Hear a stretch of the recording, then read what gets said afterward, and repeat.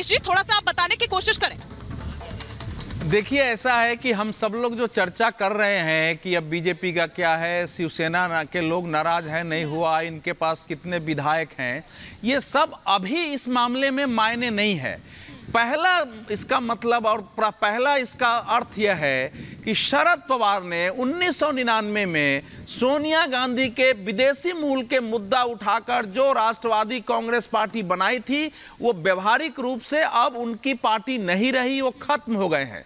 अब वो शरद पवार इसके बाद क्या करेंगे? दूसरी बात यहाँ देखो, कल एक शो ऑफ स्ट्रेंथ था, उसमें यह साफ हो गया है कि शरद पवार जी से दुगने विधायक और बाकी प्रमुख उनकी एग्जीक्यूटिव के पार्लियामेंट्री बोर्ड के नेता उनके सामने उपस्थित थे, जो कि हमारे टेलीविजन चैनल में दिखाई दिया।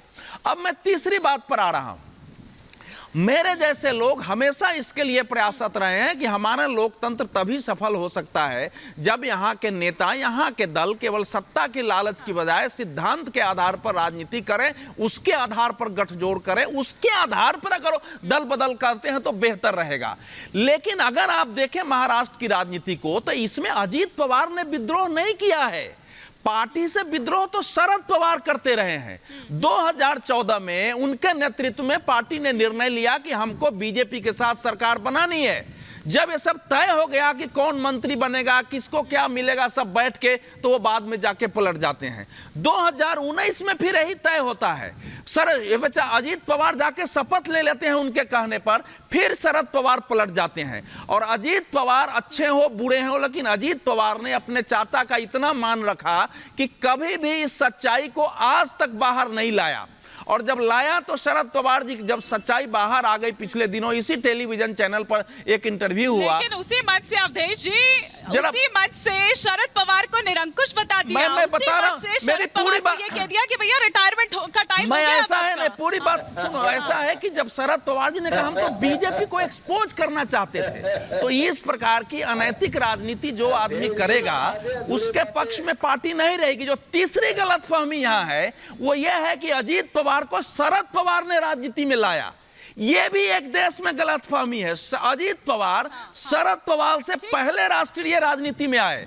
वो लोकसभा के सदस्य थे। जब शरद पवार रक्षा मंत्री बने तो उसने अपना सीट त्याग करके रिजाइन दिया और शरद पवार के लिए छोड़ा है वो सीट, और तब गए हैं। दादा राजनीति में थे, वहां से बढ़ा है। तो इसलिए आज की हालत है, सुनिए आप पूरी बात सुनिए। इस समय की हालत यह है, इस समय की हालत है कि एक 83 वर्ष का बूढ़ा आदमी जिसका मुंह में कैंसर के कारण बोल नहीं सकता है, जिसको अपना राजनीतिक भविष्य देखना है, वो उसके साथ नहीं जा सकता है। यह ध्यान रखने की बात है। उनकी बेटी जिसको उन्होंने बनाया वो संगठन का आदमी कभी नहीं रहे हैं। तो जिसको पॉलिटिकल कैरियर देखना है वो अजीत पवार के साथ जाएगा। इसलिए पार्टी नहीं टूटी है, पूरी पार्टी ने बाजाबता बैठ के फैसला किया अभिषेक अग्निहोत्री कि सरकार में शामिल होना है। शरद पवार पार्टी के साथ नहीं गए हैं, आज का फैक्ट है। और शरद पवार की तात्कालिक रूप से मेरा मानना यह है कि राष्ट्रवादी कांग्रेस के रूप में उनके पॉलिटिकल कैरियर का अंत हो गया।